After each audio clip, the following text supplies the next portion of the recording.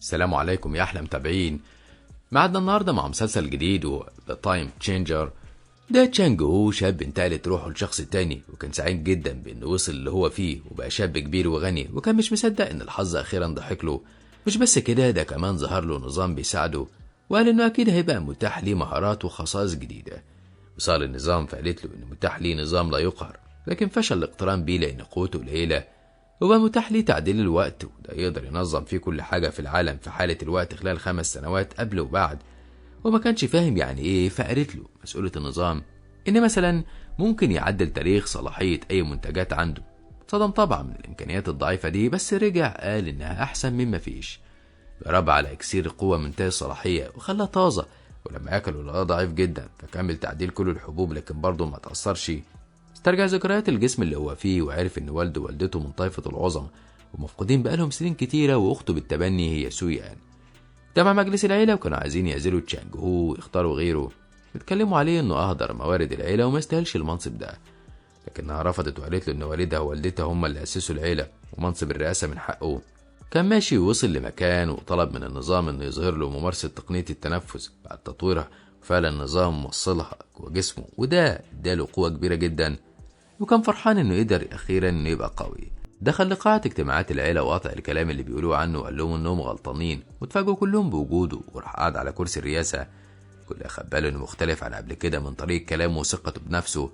قالوا له ان العيلة محتاجة للاقوياء والموهوبين علشان يقدروا يحسنوا من وضعها، فشتمهم وقال لهم ان عنده استعداد يتحداهم كلهم. عرفت سويان انه بدأ في زراعته وفرحت بيه جدا. هو قال لها انه بقاله سنين بيحاول لحد ما اخيرا نجح، ووعدها انه مش هيخذلها ابدا في المستقبل. كان يوان اتنمر عليه وقال له انه مضيعه للوقت، وطبعا تشانجو ما سكتلهوش، وده ضايق يوان وخلاه عايز يهجم عليه. لا، سويان هي اللي بعدته وقالت للكل ان تشانجو بدأ زراعته وهيبقى اقوى منهم كمان. وفي الوقت اللي وافق على الكلام ده، واللي كان خايف انه يتقدم ببطء انه برضه يبقى عديم الفايده، فاقترح يوان انه يقتله، والفايز انضم للاكاديميه العسكريه هانجو يبقى هو رئيس العيله. ولما تشانجو وافق وقال له يوان ان المنافسه لازم تتم قبل شهر قبل بدايه الدراسه في الاكاديميه، برضه تشانج هو وافق، والكل مشي ومتوقع هزيمة تشانج هو. حتى أخته كانت خايفة عليه ولمته إنه ورط نفسه بالشكل ده، فطلب منها تثق فيه وهو مش هيخذلها أبدا. فسابها وراح للمكتبة علشان يدور على تقنيات وتدريبات يتعلمها. كل اتفاجئ بيه لأن دي أول مرة يروح فيها المكتبة، وتعاملوا معاه باحترام بعد ما عرفوا إنه بدأ زراعته، بس مش كلهم طبعا. ودخل تشانجو واختار تقنيات معينة، وبقى يعدل تاريخ التدريب بعد 5 سنين وياخد الفايدة كأنه اتمرن عليها لمدة 5 سنين كاملة. وعمل كده مع تقنيات تانية كتير لحد ما زهق وقرر انه يمشي. لا يو جاله ومعاه شلته نادى عليه وسخر منه. مسكوا تشانجو وضربه بالقلم على وشه. قال له انه رئيس العيلة ولازم الكل يكلمه باحترام. بعدها سأله كان بينادي عليه عايز ايه. قال لي يو انه لازم يرتب الكتب قبل ما يمشي. عرض عليه تشانجو انهم يتقاتلوا دلوقتي، ولو كسبوا هيتنزل له عن منصبه. فرح يو ووافق. ولما لقى تشانجو بيضربه ما كانش مصدق جاب القوة دي كلها منين، وازاي عرف التقنيات دي كلها، مع ان ده اول يوم ليه تدريب فيه. وكل اللي واقفين هتفوا باسم تشانجو من الخوف منه. وسابهم تشانجو ومشي، وقال انه لازم يفكر في مصلحة عليا. ولقى خادم الأميرة يويو جاي له بعلبة فيها إكسير منتهي الصلاحية زي اللي أخده قبل كده، وجاب له تسمم، فأخد الإكسير ومشي. لكن الخادم وقفه وطلب منه يدفع له الثمن الأول. قال له تشانجو انه يبلغ الامير انه عايز اكسير تاني كتير، وبعدها يحاسبها على الكل مره واحده. رجع بالحبوب على بيته وحطها في النظام ورجعها ل5 سنين ورا، فرجعت تاني صالحه للاستخدام، واخد 3 منها، ودول زودوا قوته جدا. وجت سويان تزوره لاحظت انه بقى قوي جدا، وسالته عن السر لان بقاله فتره كبيره مش بيتدرب. ورجعت قالت له انها اكيد وارث العبقريه دي من والده ووالدته، وقالت له انها تروح لجبل الحديقه، وده مكان مخيف وكله وحوش. خاف عليها جدا تشانج هو، بس هي طمنته بانها قويه وهتقدر ترجع بالسلامه. بس في بدايه الرحله ظهر لها امير وطلب منها تقبل تتجوزه ولا يقضي عليها، وكان معاه وحش اسد مخيف هددها بيه. بس سويان ما خافتش وهجمت على الاسد. وفي الامير يتفرج عليها مع الوزراء بتوعه معجبين جدا من جرأتها وقوتها، وقال الامير انها لو بات معاه هيقدر يحقق انجازات كتيره. خلاهم يساعدوها علشان تقضي على الاسد وتاخد جوهر روحه ليها. وبعد ما اخدت الجوهرة شكرت الامير وسابته ومشيت. تشانج هو فضل قاعد قدام النظام يعدل تاريخ حبوب الاكسير واكلها لحد ما قوته زادت جدا، وقال ان هو كمان لازم يدور على وحش مناسب له، واخد جوهرة روحه علشان يساعده في القتال. واستنى اول ما سويان رجعت وبلغها انه يروح يصطاد وحش ليه، لكنها ادت له جوهرة الاسد اللي اخدته واصرت انه يعتبرها هدية له. فاخدها وقعد يتدرب علشان يمتص قوته، لكن جاله شخص بلغه إن في أمر طارئ ولازم يروح معاه. بمجرد ما خرج معاه دخل يو علشان يسرق الجوهرة، لكن تشانجو كان ذكي وعارف الحيلة دي وهو اللي خدعه، طلع كان واخد الجوهرة معاه ومسك يو واتهمه بالسرقة. فطلع يو كارت سحر اداله قوة برق كبيرة جدا، كان عايز يصعق بيها تشانجو بس المفعول اتقلب عليه وهو اللي اتصعق. وعرف يوان وخطيبته تينج اير اللي حصل، وكانوا مستغربين ان تشانجو بيتقدم بسرعة جدا. للأسف الجوهرة اللي مع تشانجو اتكسرت لنصين بعد الهجوم ده وراحت له سويان هي والحراس. وطبعا لما شافوا يو ميت عرفوا ان حصل هجوم. قال لهم تشانجو انه عايز ينتقم من يوان لانه متأكد ان هو اللي بعته، وطلب منهم يعملوا اجتماع لكل افراد العيلة. قالت له سويان انه كبير العيلة وهي هتدعم قراره وتمشي وراه للنهاية. طلبت منه ما يزعلش على جوهر الروح اللي اتكسر لانها تروح الجبل وتجيب له حجر تاني، بس هو وقفها وقال لها انه يصلح الحجر ده. حطه في النظام ورجع بالزمن لساعة واحدة، وفعلا رجع الحجر زي ما كان. كانت سويان مش مصدقة اللي حصل، وقال تشانجو في نفسه انه مش لازم يخبي عليها حاجة، وكان لسه يعترف لها بس تراجع وقال لها انه لازم يقضي على المجرم يوان، وهي قالت له انها تدعمه. في اجتماع العيلة اتهمت يوان انه حاول يقتل تشانجو لما بعت له يو. فضل يوان ينكر لحد ما دخل تشانجو وفاجئ الكل انه لسه عايش، واجبر يوان انه ينزل على الارض احتراما له. بس بقى الشيوخ اعتبروا ده اهانة كبيرة، خصوصا ان مفيش دليل ضد يوان. قال لهم تشانجو في الوقت ده ان معاه دليل قوي وهو يو بنفسه، وخلاه دخل واعترف انه بيشتغل مع يوان. واصلا كل الموجودين اتصدموا ان يو عايش مع انهم شافوا جثته بنفسهم. وبنعرف ان تشانجو استخدم النظام على جثة يو، ودي اول مرة يستخدم فيها النظام على اشخاص حقيقية، وعمل كده علشان يبقى معاه دليل ضد يوان. واول ما يو فاق شكره انه ما قتلوش وقال له انه مستعد يساعده باي حاجة يطلبها. فاخدوا تشانجو علشان يشهد ضد يوان، وفضل يوان يكذبه. في الاخر ضربه علشان يسكته، لولا ان سيان اتدخلت وبعدته عنه وخلت يو يحكي عن باقي جرائم يوان، وخلت يقول ان المسؤول الاول عن اختفاء والد ووالدة تشانجو وكل هدفه انه يسيطر على عائلة تشين. وقدم سجل مكتوب فيه كل الجرائم اللي يوان عملها، وكان سجل كبير جدا عقابه هو الاعدام. فهجمت عليه سيان علشان تقتله على خيانته، ودخل شخص ملثم بعدها عنه فهجمته هو كمان بكل قوتها، لكن الشخص ده رمى كرة دخان وفرقعها في القاعة واخد يوان وهرب. وقف تشانجو في وسط القاعة وقال انه كشف حقيقة يوان قدامهم وسألهم ناويين يعملوا ايه. الكل هتف باسمه واقسم الولاء له، وكان يوان هو كمان ما يعرفش مين الشخص الملثم اللي انقذه، وسأله هو مين. فظهرت الأميرة يويو وقالت إن هي بعتت شيخ من القصر عندها علشان ينقذه، الوقت ده هيبقى بيشتغل عندها. قالت له إنها عارفة إنه طموح وعايز يستولى على عائلة تشين بس فشل، وعلشان كده هي هتساعده، بس طالبة منه إنه يجيب لها المرسوم الملكي اللي اسمه الماركيز من تشانجهو وبس. طلب منها تسيب له فرصة يفكر فيها، ولما هددته بقوتها خاف ووافق. وكان تشانجهو عايز يعرف مين اللي ساعد يوان على الهروب، فمسك كرة الدخان وحطها في النظام وخلاها ترجع بالزمن 5 ساعات، فاتصلحت والأشعار قصر الأميرة يويو مكتوب عليها. وجاله طفل راجل عجوز، وأول ما تشانجهو شافه افتكره وعرف إنه جده اللي رباه وهو صغير وقضى معاه معظم أيام حياته، واشتكى له حزنه زمان لما كان مش عارف يبدأ زراعته. قال له الجد إن عنده موهبة بس لسه ما ظهرتش، وطلب منه يثق في نفسه ويبعد الياس عن تفكيره. وفي يوم جه القصر مجموعة من المجرمين علشان يخطفوه، فوقف الجد وأنقذه من إيديهم وفداه في الضرب. طلب من تشانجهو انه ما يخافش طول ما هو معاه لانه هينقذه. بقى تشانجهو من ذكرياته على صوت الجد اللي قال له انه مراقبه بقاله فتره، وعرف ان قوته زادت وبقى بيعرف يسيطر على الامور بسرعه الرعد، بس كمان لازم يحرص من العدوان الاجنبي. واستغرب تشانجهو من كلمه العدوان الاجنبي. قال له الجد ان في 3 عائلات كبيره وقصر الملك، وقت ما والده ووالدته كانوا موجودين محدش قدر يقرب منهم، لكن دلوقتي بعد ما اختفى بدا الاعداء يتحركوا. طلع الجد صندوق وقال له ان السيد تشين والده سابهوله قبل ما يختفي. ففهم تشانجهو ان والده كان عارف انه مش راجع تاني، فطمنه الجد انه بخير هو ووالدته وهو راجل في العالم ما يقدرش يأذيهم. وقالوا ان الصندوق ده مختوم ومش هيقدر يفتحه غير لما يوصل لمستوى عالي جدا من الزراعه. في الوقت ده عرفت تنجير ان تشانجهو ناوي يعدم يوان، فتعصبت وقالت انها تروح تخرجه بنفسها. بس لقيت يوان جالها وقال لها انه هرب منه، وجالها لانه عايز منها حاجه ضروريه، وطلب منها تساعده وتقضي على تشانجهو. فوافقت وقالت له ان تاني يوم هتروح له من بدري. كان تشانجهو طول الوقت بيتدرب ويحسن من قوته، وقالوا النظام انه تم التحسين، وبدل ما التعديل كان ل5 سنين بقى ل50 سنة. وطبعا فرح واستغل الفرصة وحط جوهرة روح الأسد وخلاها ترجع ل50 سنة، فعمل تغييرات في الجو كله. قال لها تشانجهو انه هيعلمها درس عمرها، ولما هجمت عليه ضربها بالقلم على وشها بكل قوته. وكانت الأميرة والوزير بتاعها واقفين يتفرجوا واتصدموا من قوة القلم. وقامت تنجير هجمت عليه وهي هتموت من الغيظ، لكنه مسك ايديها وضربها برجله طيرها بعيد عنه، وطلب منها تعترف بالهزيمة. لكنها وقفت وتوعدت له انها ترجع له تاني والمره الجايه هتدمره خالص. مسكها من رقبتها خناقه وقال لها انه يعلمها القواعد، وضربها بكل قوه دمر زراعتها، وقال لها انه لو شافها تاني هيقتلها من غير رحمه، وامر الحراس انهم يسحبوها ورموها بره. كانت الاميره يويو واقفه كل ده، ودي كانت اول مره يشوفها فيها، فاعجب بجمالها وشاكتها، لكنه فهو نفسه افتكر انها سيئه وشريره وحاولت تقتله اكتر من مره. وقرب من المقاتل يومين من طائفة يوهو وطلب منه يديله مصنع العصير يشغله ويقسموا الأرباح مع بعض، لأنه عارف إن المصنع اتدهور جدا. بس المصنع ده كان ملك والدة تشانج هو، وهو جوهر ملكية عيلة شين ومن أفضل 9 مباني في العيلة. فصدم تشانج هو الكل بيسأله اليومين عن السعر اللي عايز يدفعه، وطلب منه يشتريه مقابل 20,000 حجر روحي. طبعا ده مقابل كبير جدا محدش يقدر يدفعه. ففهم يومين إنه رافض البيع، بس ببلغه بطريقة مختلفة.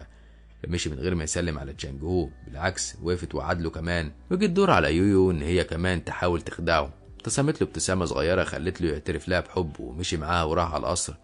في البدايه قعدت تكلمه عن مميزاته وقد ايه هي معجبه بيه، وبعد كده طلبت منه المركز الحقيقي. قال لها تشانج هو انه موافق، بس الاول لازم تنفذ شرط وحيد. كانت الاميره عندها فضول تعرف ايه الشرط، لانها تولد ولد كبير تخين لعيله تشين، فعرفت انه بيخدعها. ولما واجهته انكر وقال لها انه هيكذب عليها ليه. فكر بفايدة المركز انه يخلي كل اعدائها يحترموها ويبقوا تحت امرها. بصت سيان في الوقت ده وقالت لها انها عارفاها كويس وعارفه انها بتحاول تخدع تشانج هو، وحاولت الاميره تخدعها هي كمان وتبين لها قد ايه هي طيبه، بس طبعا سيان كانت عارفاها كويس.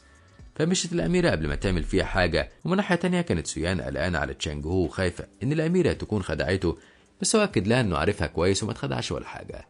وتنجيرة اعتذرت ليوان لانها ما فازتش في التحدي ده، غير انه لغى زراعتها.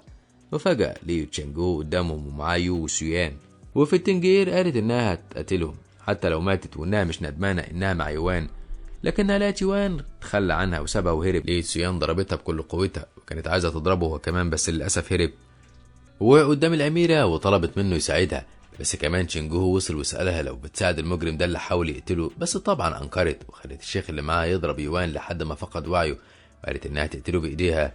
سابع تشانج هو ورجع لبيته، لقاها بعتاله صندوق مليان حبوب من اكسير القوة. قعد ياكلها ويتدرب لحد ما خلصهم، وقال انه مستوى قوة عالي جدا.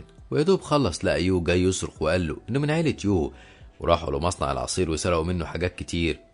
فراحوا على هناك على طول، ولقوا السيد آن هناك بيساعد يو. ولما قالوا له انه كده خان عيلة تشين، قال لهم انه راح ورا مصلحته وبقى تبع عيلة تشين. فمسكوا تشانج هو ضربه وخلاه يرفع سلاحه عليه علشان يقتلوه، بس اتعاملوا على انه مش موجود ولا سامعينه اصلا. وضربوا آن ودخلوا المصنع. وسأل تشانج هو عن المسؤول، فظهر له ليانج، عرف على نفسه وقال له انهم بيعملوا عصير روحي، بس بعد ما آن مشي محدش هيعرف يعمله. فسألوا تشانج هو لو يعرف الطريقة. قالوا ليانج انه قضى اكتر من نص عمره في المصنع وهيحاول يلاقي الطريقة علشان المصنع ما يتقفلش. وطلب منه تشانج هو انه يبعت له ازازه من العصير الموجود. ولسه يمشي لقى الامير التاني جاله، وكانت سيان عارفاه بعد ما قابلته في الجبل، وعرفت تشانج هو عليه. وقالوا الامير انه هيتدخل في مشكلته مع عيله يو، لكن تشانج هو قال له انه يقدر يحل مشاكله بنفسه. الامير قال له ان هو وسيان اصحاب، وطالما هو اخوها هيبقى اخوه هو كمان. فضحك تشانج هو وساله عن هديته. طبعا الامير اتحرج واداله كتاب فيه تقنيه مستواها عالي، فرفضها تشانج هو وقال له انه كان فاكره اهم من كده. فضل الأمير يزود قيمة التقنيات لحد ما اداله أعلى حاجة معاه، وهي تقنية السف. فأخدها تشانج هو ومشي من غير ما يقول شكرا حتى. حراس الأمير كانوا مستغربين ازاي الأمير يضحي بحاجة غالية أوي كده لحد غريب. طمنهم إن النوع ده من التقنيات محتاج إمكانيات عالية جدا، وهو نفسه معرفش يستخدم غير المستوى الأول منه بعد ما استخدم فيها كنوز كتير. وبنشوف سيان قالت تشانج هو إنه لازم يسجل في أكاديمية هوانج، لأن خلاص هتفتح الأكاديمية بعد نص شهر، ودي أكاديمية للعباقرة وكل وريث ملكي بيدخل فيها بالمجان. وعرفت إنه في 4 أكاديميات، وأكاديمية هوانج من ضمنهم، وكل التلاميذ اللي اتخرجوا منها بقوا نوبلاء في عيلة شين. وعاد أخوها إنه هيبقى عند حسن ظنها، ورجع لبيته وقعد يتعلم تقنيات السيف اللي أخدها من الأمير، وعرف إنها تقنيات صعبة جدا ومحتاجة كنوز علشان يتعلمها. فقال إن الأول هيحل مشكلة مصنع العصير وبعدها يفوق للتقنيات.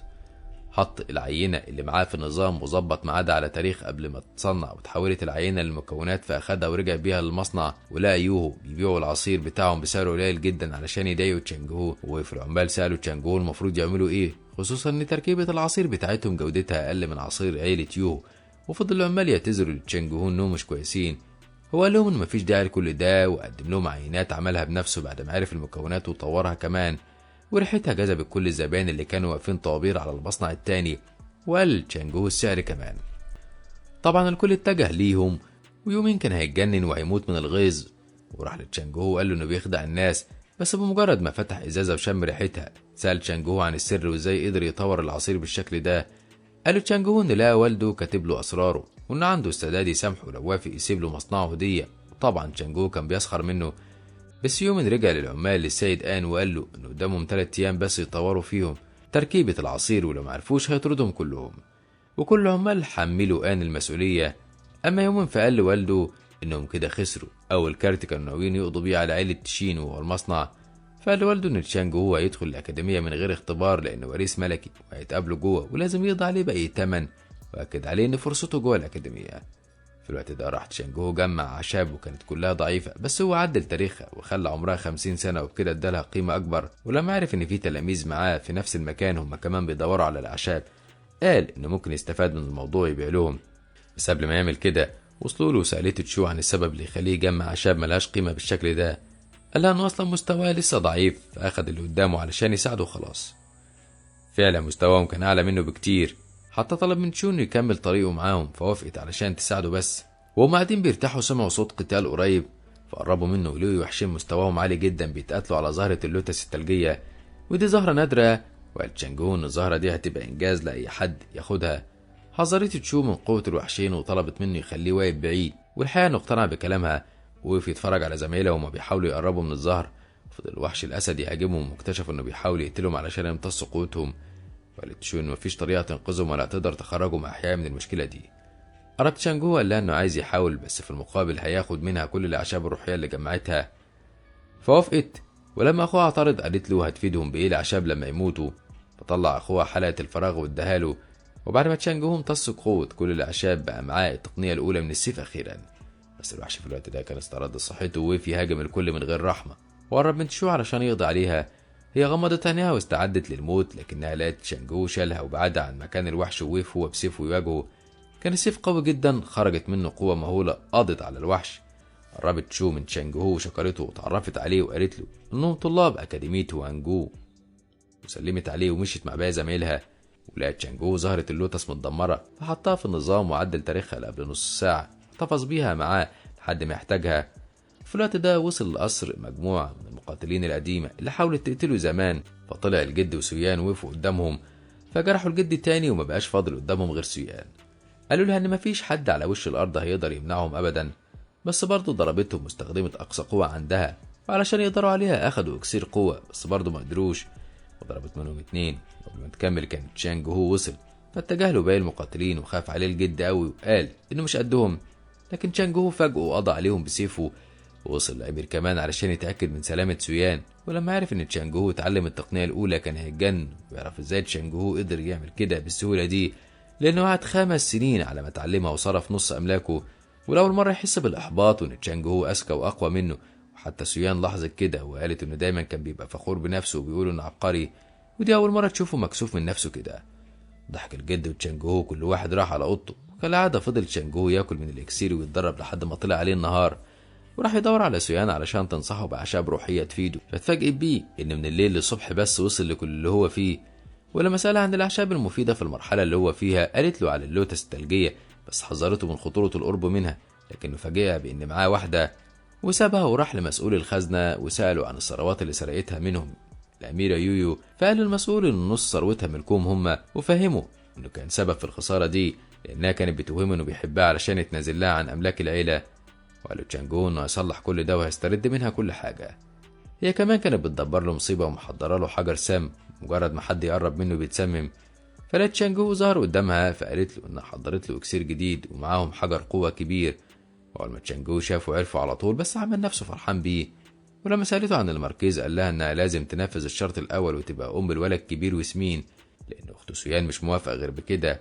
وكانت الاميره هتضربه من كتر العصبيه، لكنه قال لها انه اقنع اخته في النهايه وقال لها ان الاميره هتدفع لهم مبالغ كتير. وبرضه وافقت الاميره وعرضت عليه مبالغ كبيره جدا، فاخدها وطلب منها تديله فرصه 5 ايام بس وهيرد عليها. سابها ومشي وهو بيقول ان لازم يعرف اهميه الماركيز اللي عندها استعداد تدفع اي حاجه مقابل انها تاخده. ورجع للجد وقال له انه هيسيب له العيله لانه لازم يروح الاكاديميه. قال له الجد انه اتخلص من وان الشرير والمصنع بقى في عز مجده والتجاره ازدهرت، وده بعد ما اخد من الاميره يويو الفلوس بتاعته وبقت العيله في القمه بسببه. ووصل حراس الأكاديمية علشان يسلموا تشانجو يشمل الالتحاق، ووصتهم سويان على أخوها. وقبل ما تشانجو يمشي راح للأميرة وادالها صندوق على إنه جواه الماركيز، بس أول ما فتحته لقيت فيه طوب، واتعصبت هي والشيخ اللي معاها وأخدته ومشيت. وبعد تشانجو قدام زهرة اللوتس وبدأ يمتص قوتها، ودخل جوه بحر روحه وعرف إن قوته زادت جدا، وقال إنها لسه كمان هتزيد أكتر. ولقى الصندوق اللي والده كان سايبهوله مع الجد مطلع قوة كبيرة جدا، وعرف إنه جواه قوة مش طبيعية، وعرف إنه يقدر يفتحه. ولقى جواه رسالة من والده ووالدته قالوا له فيها إنه طالما بيقرا الرسالة فمعنى كده إنهم مش موجودين. طلبوا منه ما يقلقش عليهم لأنهم بخير، ولازم يسمع لأخته سويان ويخلي باله من نفسه لأنهم بيطاردوا النجوم والبحر وبيمتصوا منهم قوته، وهيرجعوا بعد فترة وهيبقوا أقوى مقاتلين، ومش عايزينه يبقى أقل منهم، بالعكس يبقى أقوى منهم كمان. كان الصندوق فيه ماركيز قالوا له إنه هيبقى مفيد له في المستقبل لو فضل ينميه، وقالوا له إن الماركيز ده فيه حالة خاصة وليه قوة وفيه عدد لا نهائي من العيون اللي بتراقبه، ولو قدر ياخدها ويحطها في جسمه وقتها يقدر يحجب هالة الماركيز، وبكده يكون عرف تشانجو أهمية الماركيز الملكي اللي الأميرة يويو هتتجنن عليه وكانت عايزاه علشان والدها. وبمجرد ما تشانجو فتح الصندوق وصلت ريحة الماركيز لوالد الأميرة، وبعد ما كان بيلومها على فشلها فرح جدا وشكرها. ومش هما الوحيدين اللي حسوا بالماركيز، لكن كمان الجد وسويان، وجريوا على تشانجو وقالوا له إنه كده الوضع خطر عليه ولازم يروح الأكاديمية على طول علشان محدش يقدر يأذيه. وفي تشانجو يفكر لو هو مشي دلوقتي هيبقى مصير عيلة تشين إيه بعد ما اتعرف إن الماركيز فيها، ومع إنها مش عيلته الحقيقية وروحه مجرد روح مسافرة، إلا إنه ما كانش عايز يضحي بيها ويسيبها تتدمر. وشاف صورة سيان قدامه، وقبل ما ياخد قرار كان يومين وصل وطلب منه يديله الماركيز ولا هيقتله، وهجم عليه وضربه بكل قوته وقعه في الأرض وفتشه. وجه والده ساعده كمان في التفتيش لحد ما لقى حاجة بتلمع أخدها وهو فرحان جدا ولا عليها كنز. بس يا ترى تشانجو هيسيبه ياخد الماركيز ويسرقه ولا هتكون دي خدعة منه كالعادة؟ وحظ والده السيء خلاه يفتشه وياخد منه الحجر الأسود السام وتسمم ومات. فتعصب يومين ووقف علشان يقتله، بس أول ما لقى سويان بتجري ناحيته خاف وهرب وبتوعد تشانجو. وفهم تشانجو إن الأميرة يويو كانت عايزة تقتله بالحجر الأسود لأن هي اللي ادته له، ومسك الحجر ودخله في النظام، وفضل يرجع بيه بالزمن لحد ما خلصه من السم اللي فيه. وجاله الجد وقال له إنه لازم يمشي بسرعة قبل ما باقي الناس اللي طمعانة في الماركيز يوصلوا له. لكن تشانجو رفض إنه يمشي ويسيبهم لوحدهم يواجهوا الخطر. فعلا ما في ثواني وجالهم مقاتلين كتير ومن ضمنهم الأمير، وقال لهم إنه مستعد يحميهم لو بقى واحد منهم متجوز سويان. بس تشانجو رفض إنه يبيع أخته. حذروا الأمير إنه ما بقاش مغرور علشان ما يندمش، بس تشانجو تجاهل كلامه خالص ووقف يواجه المقاتلين بكل قوته وساعده سويان. وطور تشانجو مهارته في استخدام السيف ل50 سنة، وبقى مبارز ماهر جدا وكل انبهر بيه، لحد ما وصل تابوت وخرج منه مومياء شخص مات من أكتر من 200 سنة، وقال لتشانجو إنه هيدمره. ولما سويان خافت على تشانجو ووقفت قدامه وضربها، فالحقيقة تشانجو وقف يقتله وطور مهارات سيفه للمرة التانية في النظام، فقدر انه يكسر سيف الموميا. الكل بقى مش فاهم ازاي تشانجو قدر يعمل كده، حتى الموميا نفسه ما كانش مصدق عينيه، وقال ان بقاله مئات السنين بيتدرب وزي ولد صغير قد تشانجو قدر عليه، وكل ده كان بفضل الحجر الاسود بتاع الاميره يويو. وفعلا الهاله بتاعته انتشرت، وعرفت بيها الاميره يويو اللي كانت واقفه بتتفرج على القتال ان الحجر بتاعها بدل ما يسممه ويقضي عليه بقى بيساعده. وقالت ان تشانجو اكيد وراه سر كبير، خصوصا انه طول فتره حكمه كان انسان فوضوي تقدر تضحك عليه بسهوله، على عكس اخر ايامه كان بيتصرف معاها كانه شخص مختلف، ده غير قوته اللي زادت مره واحده. رد عليها الشيخ اللي دايما ماشي معاها ومش بفارقها ابدا، وقال لها ان تشانجو اكيد هيموت وطائفه تشين كلها هتتدمر لان مفيش حد يقدر يصد هجوم كل المقاتلين دول. لكن تشانجو كسر القاعده وتصرف بذكاء وطلع الماركيز مسكه وقال ان هديه لشخص واحد منهم بس. طبعا الحركة دي هتخلي كل المقاتلين يتقاتلوا مع بعض، وكده مش هيبقى مضطر يواجههم كلهم. وفهمت الأميرة يويو على طول وقالت له إنهم مش أغبياء وأكيد هيفهموا دلوقتي خدعته ويبطلوا يقتلوا ببعض، وعرضت عليه إنها تساعده وتخلصوا منهم كلهم. وكان ظنها في محله لأن المقاتلين هديوا، والأول إنهم ياخدوا الماركيز من تشانجو وبعدين يبقى يتفقوا على طريقة تقسيمه، لأن القتال ده مش في مصلحة حد غير تشانجو. فعلا وقفوا القتال وطلبوا من تشانجو انه يديلهم الماركيز، بس اللي وقفوا وشهم المره دي هي الاميره وي. سخروا منها وقالوا عليه انه بيتحامى بنت صغيره ضعيفه، ندهت على والدها علشان يساعدها. وفعلا ظهر الملك وقال لهم ان مفيش حد هياخد الماركيز، وكل الموجودين اول ما شافوه وعرفوه وقالوا انه اتسمم من فتره، ومن الواضح انه ما اتعالجش وتحول لشيطان بالشكل ده. وهو اكد عليهم المعلومه وقال لهم انه بقى الشيطان، واي حد هيسمعه بيتكلم عن الماركيز هيقتله، وبين لهم قوته فخافوا وهربوا كلهم. وقال تشانجو باله ان الملك والاميره قوتهم كبيره جدا وما كانش عارف يهرب منهم ازاي. قال لهم ان الماركيز وقع منه في مكان قريب، فاخدوه وراحوا على المكان اللي قال لهم عليه، وقالت الأميرة إن تشانجهو ماكر ومخادع، وطلبت من والدها إنه يسيبها تتحقق من المكان الأول. وفعلا لقت صندوق أخده منها والدها على إن جواه الماركيز، بس أول ما فتحه اكتشف إن تشانجهو كان مجهز له فخ وتكتف الملك في مكانه، بس بقوته الكبيرة قدر يحرر نفسه. ففاجئته بنته بضربة في ظهره وقالت له خلاص إنها زهقت من معاملته ليها، وطول السنين اللي فاتت دي كانت بتاخد فلوس تشانجهو علشان تشتري بيها مواد تجهز له بيها الفخ ده وتخلص منه، لأنه أسوأ أب في الحياة. واستخدمت قوتها وكتفته تاني، ولما حرر نفسه واجهته بسيفها فقال لها إنه لو هيموت فلازم هي كمان تموت معاه. وقتها لجأت الأميرة لتشانجهو وقالت له إن والدها لو قدر عليها هيقتله هو كمان، علشان كده لازم يساعدها ويقتله معاها. فوافق تشانجهو وهجم على الملك بسيفه، فبدأ الملك ببنته ضربها ووقعها في الأرض ويهجم على تشانجهو وفاكره أضعف من بنته، لكنه اكتشف إن سيفه قوي جدا وهو اللي اتضرب بيه وبقى مش قادر ياخد نفسه. فأخد تشانجهو الأميرة يويو وهجم عليه تاني، وقبل ما الملك يسترد صحته ضربوه هما الاتنين وخلوه مش قادر يتحرك. فقال لهم إنه ما يستاهلش الموت، لكنهم قضوا على زراعته فمات قدامهم وجسمه اختفى. قالت الأميرة إنهم أخيرا خلصوا منه وما بقاش غير خريطة، قالت عليها الأميرة إنها أكيد خريطة الكنز، وسألته لو عايزها تديها له لأنه ساعدها في إنها تتخلص من والدها وعبوديته ليها. فأخدها تشانجهو منها وشكرها وقال في نفسه عليها إنها طيبة جدا، بس قبل ما يمشي لقاها وقعته في نفس الفخ اللي وقع فيه والدها وكتفته بجذور شيطانية خارجة من الأرض وبقى مش عارف يخلص نفسه منها. قالت له إن لو قال لها سر قوة سيفه وقوته هتحرره. وكان تشانجهو مصدوم من سرعة تحولها عليه ورفض يتكلم. قالت له إنها مش هتضيع وقتها معاه وهجمت عليه بسيفها، بس تشانجهو اتصرف أسرع منها ورجع بالزمن بالفخ ل50 سنة، فاختفى تماما. وبكده بقى تشانجهو حر وضربها بسيفه وبعد عنه. وكانت يويو مكارة جدا لما عرفت انها مش هتقدر عليه، وعرضت عليه انهم يتعشوا في سلام طالما ما جرالهوش حاجة، لكنه ما كانش مصدقها فهربت من قدامه قبل ما يأذيها. ورجع تشانجهو للقصر والكل كان فرحان بيه، لكن فجأة لقي وانجو ظهر، وكانت حركة واحدة منه بتدمر المكان لأنه عملاق وضخم جدا، وقع في الأرض وكان هيمسكها بإيده. فطلب تشانجهو من الأمير إنه ينقذها في المقابل إنه هيبقى مديون ليه بمعروف. فوافق الأمير لأنه مش عاوز سيان تتأذي ولا يجرى لها حاجة، وحاول يتفاهم مع وانجو بس لا مش بيتفاهم خالص، فعمل حماية عليهم. وهرب تشانجهو على الأكاديمية، فمشي وانجو ورفضت سيان إنها تمشي مع الأمير وقالت إنها تنتهي من اللي كان السبب في تدمير تشين. حتى تشانجهو أول ما وصل الأكاديمية كان متضايق من اللي حصل، ولقى مجموعة من الطلاب اتلموا عليه ووقفوا اتنمروا عليه وكانوا عايزين يسرقوه، بس هو كان على آخره أساسا فمسكت لهمش ومسكهم ضربهم من غير رحمة لحد ما قعدوا يتأسفوا له. قالوا له إنه أقوى منهم بكتير، فطلب منهم يسلموا كل حاجة معاهم وحتى هدومهم وخدها منهم ومشي. ولا طالب اسمه لين هو طلب منه يشيل شنطته لأنها تقيلة عليه، واداله في المقابل فلوس كتيرة جدا، وقال له إنه ممكن يشغله عنده وتعرف عليه.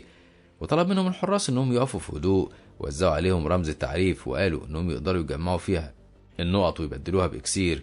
وقبل ما يمشوا جت الطالبة تشو، ودي من أجمل البنات في الأكاديمية، مش بس كده لكن كمان واحدة من النخب الثلاثة في الأولى في الأكاديمية، وطلعت تعرف تشانجهو وبدلت الرمز بتاعه برمز ذهب، وده بياخد أفضل 100 طالب وبيبقى فيه نقط كتيرة يقدر يشتري بيها أي حاجة عايزها. وقالت له تشو إن دي أقل حاجة ممكن تقدمها له بعد ما أنقذ حياتها. شكرها ومشي مع لين، راح على المكتبة وبدأ يفكر في طريقة التدريب اللي هيستخدمها علشان يحسن من مستواه، وطلع الخريطة اللي أخدها من يويو وجرب يرجعها 50 سنة للماضي، وكان فاكرها تختفي لكنها فضلت موجودة، وده معناه إنها قديمة جدا. وقطع لين اللي بيعمله ودخل قال له إن لازم يروح معاه علشان يختار الكونجفو الخاص بيه واللي هيتدرب عليه. وراح معاه تشانجهو وقفهم الحارس وشاف الرمز اللي مع لين، ولما ملاش فيه ولا نقطة منعه من الدخول لأنه مش مؤهل، بس لما لين دفع له رشوة سابه يدخل. وجه الدور على تشانجهو، رفض انه يدفع ولا يطلع الرمز ودخل غصب عن الحارس، ولما جه الحارس يضربه رد له تشانجهو الضرب، فجالهم كاو وده واحد من العشيرة الأوائل في الأكاديمية، فاتحمى في الحارس فسخر منه تشانجهو، ما كانش همه حد أبدا، وقال له انه ما يعرفوش ولا سمع عنه، كل اللي عايزه انه يدخل المكتبة وبس. حتى لين حذر تشانجهو من طريقة كلامه مع كاو، وقرب من كاو وطلب منه يهدى لأن تشانجهو لسه جديد، بس كاو ضربه بالقلم وقعه في الأرض وقال له انه مش مجنون علشان يهدى، وبعت رجالته الاتنين يضربوا تشانجهو، بس تشانجهو هو اللي ضربه. ولسه كاو هيتدخل بنفسه لقى المعلمة مياو وصلت، ورياوة معلمة في الأكاديمية، وقفت كاو فقال لها إن تشانجهو عايز يدخل المكتبة بالعافية، وضرب المسؤول كمان. ودافع تشانجهو عن نفسه وقال لها إنه بيجبرهم على دفع رشوة، فبرر لها كاو إن الفلوس دي بياخدوها بس علشان يضمنوا إن الطالب يرجع الكتاب تاني المكتبة سليم وبياخد المبلغ اللي دفعه تاني. وطلب منها تعاقب تشانجهو لأنه بيعصي الأوامر وقرب منه علشان يضربه، فضربوا تشانجهو بالقلم على وشه قدام الكل، وبعدها طلع الرمز الذهبي اللي معاه وقال له ان تشو هي اللي ادته بنفسها. فقال المعلم لكاو انه ممنوع ياخد اي مصاريف من الطلاب، وساب تشانجهو يدخل المكتبه، ووقفت فهمته مستويات الفنون القتالية وازاي يختار النوع المناسب له. وقف تشانجو يقيم أداؤه، استخدم النظام وبقى يسرع استيعابه للتقنيات ومحدش كان يعرف سره. فقال عليه لين إنه عبقري. كان كل ما شخص يزود قوته بيقدر ينتقل لدور أعلى في المكتبة. اتفاجئ كاو إن تشانجو قدر يوصل معاه للمستوى الرابع. طبعا اتغاظ منه جدا وتجاهله تشانجو خالص، استخدم النظام علشان يقدر يطلع للمستوى الخامس، بس ما كانش النظام شغال. فقال إنه من غير النظام هيبقى فاشل، لكن اتفاجئ إنه نجح وطلع للمستوى الخامس. ووقفت المعلمة مياو قالت إن المستوى الخامس صعب جدا. فجالها كاو وقال لها إن الطالب الجديد اللي اسمه تشانجو بيغش، لأن في خلال نص ساعة بس قضاها في المكتبة وصل للمستوى الرابع. حتى هي ما كانتش فاهمة إزاي ده حصل. فجيهم تشانجو وطلع لهم للمستوى الخامس كمان، وقال لهم إنه عبقري ومفيش زيه في العالم، وعلشان كده قدر يطلع للمستوى الخامس في ساعة واحدة. وهاجم عليه كاو علشان يضربه، لكن فجأة ظهرت مديرية الأكاديمية السيدة دين ووقفت كاو وطلبت منه ما يتكلمش خالص. سألت تشانجو ازاي قدر يطلع للمستوى الخامس في ساعة واحدة بس، وبرضه قال لها تشانجو انه عبقري. فقالت له سيان انها هي اول عبقري على وجه الارض، ولو قدر يواجهها يبقى هو كمان عبقري. فرد كاو وقال لها انه بيكذب عليها ووصل للمستوى الخامس عن طريق اساليب غش وغير شرعية ولازم تعاقبه. ففكرت دين انها طلبت منه يسكت وما يتكلمش تاني، وفضل يقول على تشانجو انه غشاش. فدفعت دين عنه وقالت انها متاكده انه مش غشاش لكنه عبقري جدا، وعاقبته لانه هو مش عايز يسكت واضطر انه يسكت خالص ومشي. طلبت دين من مياو انها تقبل تشانجو طالب عندها وتدربه بنفسها. وفي الوقت ده كانت الاميره يويو انضمت للطائفه الشيطانيه وبعتوها في اول مهمه ليها، هو الانضمام لاكاديميه هوانجو وقتل كل الطلاب اللي هناك. وبنرجع تاني لتشانجو جوه الاكاديميه. كان ماشي مع لين وفجاه لقى يومين في وشه، وما كانش يومين مصدق انه لسه عايش. وساله ازاي نجي مع ان عيله تشين كلها اتدمرت. وساله تشانجو مين اللي ورا الهجوم اللي حصل على تشين، وما كانش يومين عايز يقول له لانه عدو، لحد ما تشانجو عرف منه ان في 3 امراء هم اللي ورا وانجو، وعرف كمان اسمائهم. فمشي وهو بيتوعد لهم وقال انه لازم يحسن زراعته بسرعه علشان يقدر عليهم، وراح لمكان التدريب. لقى كاو جايله علشان ينتقم منه، فضربه تشانجو ضربه قويه طيروا بيها قدام رجالته. وخرج كاو وهو مش قادر يتكلم من كتر الالم، وراح قابل الاميره يويو وطلعوا يعرفوا بعض. واستغربت ان في حد قدر يضربه. قال لها ان في تلميذ جديد لسه واصل الاكاديميه اسمه تشانجو هو اللي عمل فيه كده. ولما لقاها عارفاه سالها تعرفه منين. قالت له انه عدوها وجايه الاكاديميه مخصوص علشان تنتقم منه، وكانت عايزاه يساعدها في المهمه دي، لكنها اكتشفت انه مش هيقدر عليه، بس هي ممكن تساعده بافكار علشان يقدر ينتقم منه. فرح كاو ووقف يسمعها هتقول له ايه. فكرته بالاكسير الفاسد اللي سرقه من قسم الكيمياء واداهولها، ويدته لتشانجو ممكن يحط منه جزء لتشانجو ويبلغ ان هو اللي سرقهم. وقالت له ان زي ما هي ساعدته بافكار فهي كمان عايزاه يساعدها.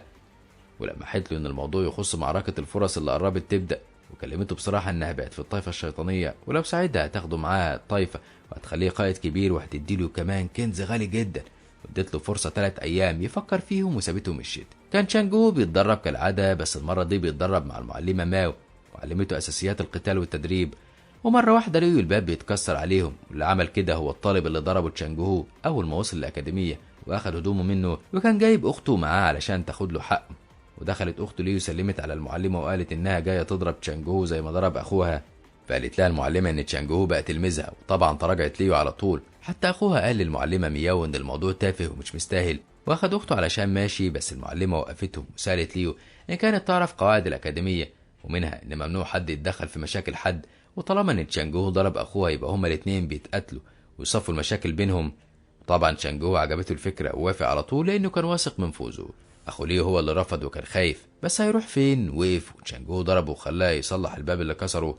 ولسه هيمشوا ليوكاو جه وكسر الباب هو كمان، واتفاجئ لما لقى المعلمه مياو موجوده وخاف من عقابها.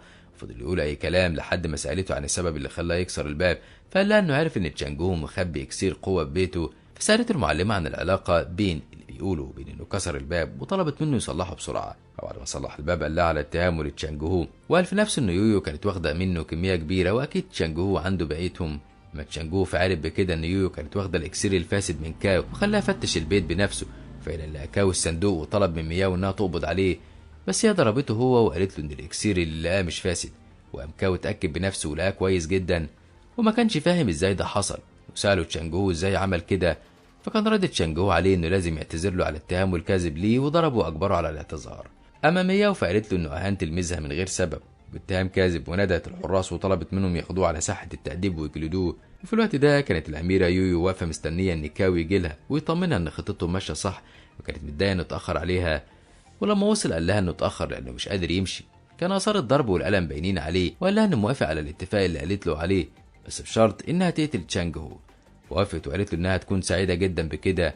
وبعد ايام قليلة بدأت معركة الفرص، وقالت العميدة للطلاب ان الاعتماد الاول هيبقى على قدراتهم، وشرحت المسابقة هتبقى عبارة عن ايه، وان هيتم نقلهم لمدينة قديمة في القارة البعيدة، والمكان مش هيبقى خطر، بس لو ما اخدوش بالهم كويس ممكن يموتوا.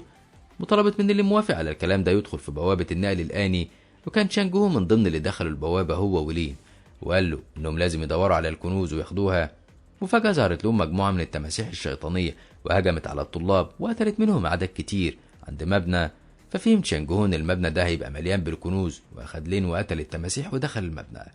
طور سيفه تاني ل50 سنة، ولما ظهر التماسيح تاني وقف وقضى عليها ودخل المبنى ووصل لمخزن الأسلحة وأخد كل حاجة فيه وحطها في حلقة الفراغ بتاعته. قال في باله إن الكنوز دي أكيد هتساعده في تدريب السيف اللي محتاجه لموارد كتيرة. وفضلوا ماشيين بعدها لحد ما وصلوا لجسر وسط البحر، ومع أول خطوة ليهم عليه بقت التماسيح تخرج من البحر وتهاجمهم.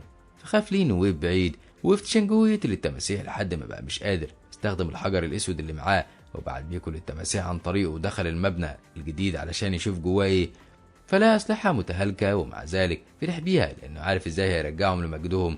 وفعلا دخلهم النظام وخلاهم جداد. قعد يتدرب ويحسن من قوته، وبعدها خرج للين اللي كان قلقان عليه جدا، وبرضه لقى تماسيح تانية في طريقه.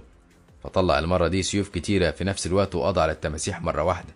في الوقت ده كانت يويو وتلاميذ طائفة الشيطان هجموا على طلاب الأكاديمية، ووقف وطمن الطلاب إنه معاهم. لكن مرة واحدة بقى بيضربهم، وشكرت فيه جدا يويو وقالت له إنها مش هتنسى مساعدته ليها أبدا، ومكانه في طائفة الشياطين هيبقى محفوظ. كل ده وتشانج هو ولين لسه مكملين في العالم التاني. وصلوا المبنى شبه القلعة عليه، وفي بوابة سحرية دخلوا فيها، ووقفوا في ساحة صغيرة كان فيها وحوش شيطانية. بس تشانج هو ما هموش وقضى عليهم بمنتهى السهولة، وظهر قدامهم 3 أعمدة قافلين المكان. فكر تشانج هو إن أكيد وراهم لغز، وبدأ يفكر فيه، ولمس واحد منهم فاتفتحت فيه بوابة نقل آني، وانفجر العمودين التانيين ونقلتهم البوابة دي لقاعة كبيرة فيها وحوش رجل الأخطبوط. وللأسف صديقه لين اتصاب، فاضت تشانج هو على كل الوحوش وشال لين واستخدم النظام ورجع للساحة اللي فيها الأعمدة، وساب لين وفتح عمود تاني. المرة دي نقلوا الأوضة مليانة بالإكسير، وبرضه كان فيها وحش عملاق، وقال تشانج هو إن لا يمكن يقدر عليه. فطلع تشانج هو ورق تعويذ كتيرة وضربوا بيها لحد ما قضى عليه، واخد من الإكسير اللي موجود وقال له إنه هيساعده في زيادة قوته. لكن فجأة حس إنه بقى شخص عجوز، وكأن في حاجة جواه بتمتص روحه. أخد إزازة إكسير تانية وقرر إنه يشربها بسرعة قبل ما يجرى له حاجة أو يموت، وقال إن إزازة واحدة من إكسير القوة مش كفاية، وشرب عدد كبير جدا منها وبرضه ما كانش فيه فايدة. فقرر إنه يدخل جوه بحر روحه ويعرف إيه اللي بيمتص قوته، ولقى مثلث أبيض كبير جدا عمال يسحب القوة ويخزنها. فوقف يفكر ممكن يسيطر إزاي عليه، فامتص كل إزاز الإكسير ودخل تاني جوه بحر روحه، واكتشف إنه نجح وبدأ يمتص الطاقة. فلقى روحه بقت تظهر بره جسمه، ودي مهارة مش بيوصلها غير أكبر المقاتلين اللي في مستوى عالي جدا. وفهم إن المثلث اللي جوه بحر روحه مش بيمتص الطاقة ولا القوة، لكن بيخزنها علشان يستخدمها وقت ما يحب. ورجع تاني للساحة ورجع الأعمدة زي ما كانت، واختار العمود الثالث وده دخله جوه مخزن أسلحة كبير. فأخد تشانج هو كل الأسلحة اللي فيه. وفي الوقت ده تواصل كاو مع كل طلاب الأكاديمية وخلاهم يتجمعوا في مكان واحد، بحجة إنه يقول لهم على فرصة عظيمة هتساعدهم اللي باقي من حياتهم. وبعد وقت طويل وصل لهم، بس ملقاش تشانج هو معاهم، وأصلا كان كل هدفه إنه يقتله هو. بس لما لقاهم مش صابرين بدأ الفخ بتاعه عليهم، وادى إشارته لطلاب طائفة الشياطين وخلاهم ظهروا وفضلوا يقتلوا الطلاب وحصروهم في فخ يمنعهم من الحركة والهروب. فضل الطلاب يقولوا لكاو إنه خان الأكاديمية واتحد مع الشياطين والشر وعقابه هيبقى كبير، فسخر منهم وقال لهم اللي يقدر منهم يتحرك يبقى يعاقبه. فضل واقف مستني وصول تشانج هو، ما كانش يعرف إنه وصل لمستوى عالي جدا من القوة، ومع ذلك ما بطلش تدريبات، وقال إنه كده استوعب 15,000 سيف روحي، وكان هدفه إنه يوصل ل100,000 سيف روحي. بس برضه كان فرحان بالإنجاز الكبير اللي عمله والمستوى اللي وصل له. قرر إنه يرجع للأكاديمية من تاني لأنه حس إنه اتأخر، مش هو لوحده اللي اتأخر، لأن كلهم اتأخروا، وده اللي لاحظته مياو والعميدة لما ما لقيتش حد من الطلاب خرج لها. وقررت إنها تستكشف الموضوع بنفسها. شمت ريحة طائفة الشياطين وقالت إنهم أكيد بيهاجموا الطلاب، وطبعا كلهم اتفجعوا جامد جدا. وسألت العميدة عن قهوة تلميذ، فردت مياو إن ليو هي قهوة واحدة، لأن في تلاميذ تانيين مرحوش زي تشو، بس كمان معاها تلميذ جديد اسمه تشانج هو، ده كمان قوي جدا. قالت لها العميدة إن أكيد زراعته منخفضة. كانوا الشيوخ هيتجننوا وقالوا لها إنهم مش هيقدروا يساعدوا الطلاب، وكانوا الطلاب في حالة صعبة جدا وحاسين بالعجز وعمالين ينادوا على أي حد ينجدهم. فجيت تشانج هو بسيفه وكان مستخبي كل ده. طلبت منه ليه انه يهرب بسرعة ويطلب المساعدة من اي حد، ولما رفض قالت له ان الفخ اللي هم فيه بيمتص القوى الروحية والافضل انه يهرب. بس هو تحدى كاو وقال انه هيلغي الفخ والتشكيل اللي هو عامله لزمايله، وخلى النظام يرجع 5 ساعات للماضي. فعلا اختفى التشكيل وكانوا هيتجننوا كلهم. وقالت وويو ان دي تاني مرة يلغي فيها تشانجو التشكيل بتاعها، ودي حاجة مش عادية خالص واكيد في سر. وقال كاو ليويو انهم لازم يقتلوا الكل قبل ما يستردوا صحته. وفعلا امرت يويو كل تلاميذ طائفة الشياطين اللي معاها انهم يقتلوهم. فقال لهم تشانجو ان هو اللي يقتلهم ولوحده، وبسيفه في وشهم وبضربة واحدة منه عمل عاصفة قضى بيها عليهم كلهم. الكل عجب بقوته، وكان كاو خايف وقال ليويو انهم لازم يهربوا بدل ما يتأذوا، لكن يويو قالت له انهم هما الاتنين مع بعض هيقدروا يقضوا عليه. ولما جربوا عرفوا ان مفيش اي فرصة ليهم قدامه فهربوا. بس تشانجو وصل ليويو، كانت مستغربة ازاي قدر في وقت قصير قوي كده انه يطور من قوته بالشكل ده. وعلشان تخرج من الموقف الصعب ده قالت له انها عارفة القاتل الحقيقي لعيلة تشين، وانها هتعمل معاه صفقة انهم يتعاونوا مع بعض ويقضوا على طائفة الشر. طبعا تشانجو ما كانش مصدق ودانه وخلاها تعيد الكلام تاني. اتفقت معاه انه يقنع الاكاديميه انها تهجم على طائفه الشياطين، وسابها تشانجو ورجع لزمايله كلهم بامان، والكل بقى بيحترمه اكتر من الاول.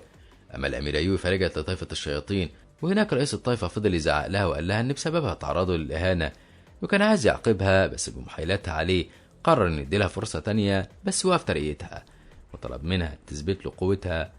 وخرجت شانجو شكرت الشيخ شين انه وقف جنبها ودافع عنها، وقالت له انها تعمل كل اللي في ايديها علشان تبقى عند حسن ظنه. اما تشانجو فوقف صديقه لين يشكره وقال له ان لولا كان الكل مات. وقال تشانجو في نفسه انه لولا النظام كمان كان هو مات وانتهى من زمان جدا. وفي اتدرب وامتص تقنيات باستخدام النظام قدام الكل، وقالوا عليه انه عبقري لانه كان بيتقدم بسرعه جدا. وفضل على الحال ده لحد ما وصل للمستوى الثامن، وبقى عمال يفكر ازاي يوصل للمستوى التاسع. وطلب من مياو انها تساعده وتدله على طريقه يحسن بيها من قوته. قالت له مياو ان لازم يختار حيوان معين ويستفاد من قدرته في القتال زي طائر الفينق او التنين، وده هيتم في حديقه معينه. واخدته وراحت على تشكيل النقل الاني وراحوا الحديقه، وبكده يكون عرف طريقه اللي هيمشي فيه وهدفه قدامه مش هيتخلى عنه، وهو الانتقام لتشين. مع انها مش عيلته الحقيقيه، لكن العيله معناها الاحساس بالحب والامان، وده اللي حسه لما كان معاهم. وبكده يخلص الفيديو بتاعنا النهارده. لو عجبك ما تنساش دعمنا باللايك والشير للفيديو، وما تنساش الاشتراك في القناة وتفعيل الجرس علشان يوصلك إشعار الحلقة الجديدة.